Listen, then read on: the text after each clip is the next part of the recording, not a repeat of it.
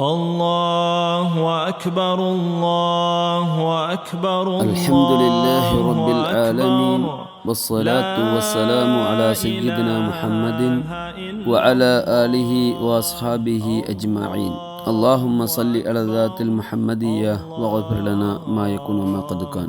துல்ஹஜ் மாதம் பிறை 9 புனிதமான அரஃபாவுடைய தினம். இந்த அரஃபாவுடைய தினத்திலே ஹஜ்ஜுடைய வணக்கத்தை நிறைவேற்றுவதற்காக வேண்டி சென்ற ஹாஜிகள் அரஃபாவில் ஒன்று கூடுவார்கள். அல்லாஹ் சுப்ஹானஹு வ தஆலாவிடத்திலே பிரார்த்தனை செய்தவர்களாக, பிழை பொறுக்க தேடியவர்களாக கண்ணீர் மல்க அங்கே அவர்கள் ஈடுபட்டு கொண்டிருப்பார்கள். அல்லாஹ் சுப்ஹானஹு வ தஆலா மலக்குமார்களிடத்திலே இவர்களை பார்த்து பெருமை பேசிக்கொண்டு பெருமை பாராட்டி கொண்டிருப்பான். மிகுதமானவர்களுக்கு அல்லாஹு தஆலா பாவம் மன்னிப்பை அளித்து கொண்டிருக்கின்றான், நரக விடுதலை அளிக்கின்றான். இப்படிப்பட்ட சங்கையான நாளாக அரஃபாவுடைய தினம் இருக்கிறது.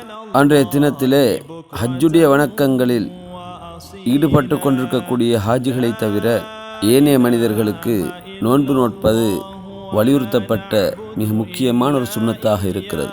அரஃபாவுடைய நோன்பை பற்றி சொல்லுகின்ற பொழுது கண்மணி நாயகம் ரசூலுல்லாஹி ஸல்லல்லாஹு அலைஹி வஸல்லம் மன்னவர்கள் சொல்லுகின்றார்கள், சியாமு யோமி அரஃபத் அஹ்தசிபு அலல்லாஹி ஐ யுகஃபிர ஸனத்தல்லதி கப்லஹு வஸனத்தல்லதி பஅதஹு.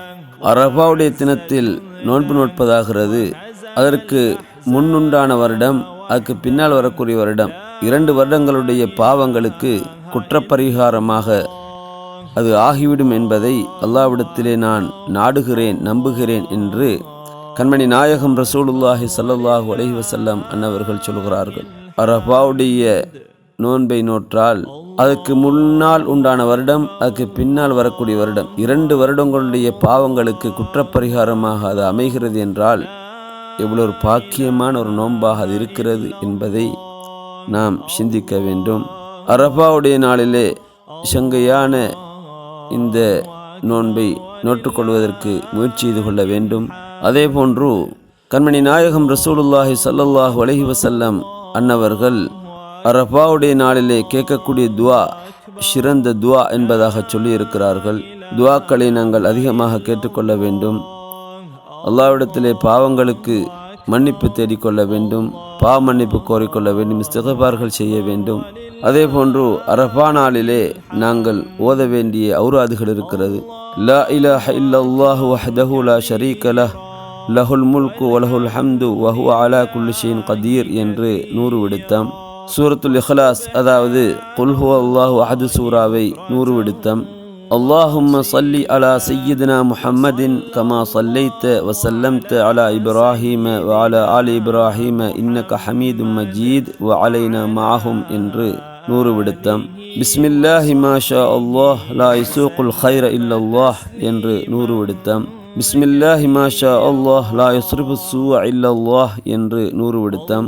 بسم الله ما شاء الله وما بكم من نعمة فمن الله என்று 100 விடுத்தம். பிஸ்மில்லாஹி மாஷா அல்லாஹ் லா ஹவுல வலா குவத இல்லா பில்லாஹ் என்று 100 விடுத்தம். இப்படியாக இந்த ஔராதுகளையும் நாம் ஓதிக்கொள்ள வேண்டும். சங்கையான சிறப்பான அரஃபாவுடைய தினத்தை அழகாக கழிக்கக்கூடிய பாக்கியத்தை யா அல்லாஹ் நம் அனைவருக்கும் தந்தருள் புரிவாயாக. வஸ்ஸலாமு அலைக்கும் வரஹ்மத்துல்லாஹி தஆலா வபரகாத்துஹு. لا إله إلا الله الله أكبر الله أكبر ولله الحمد.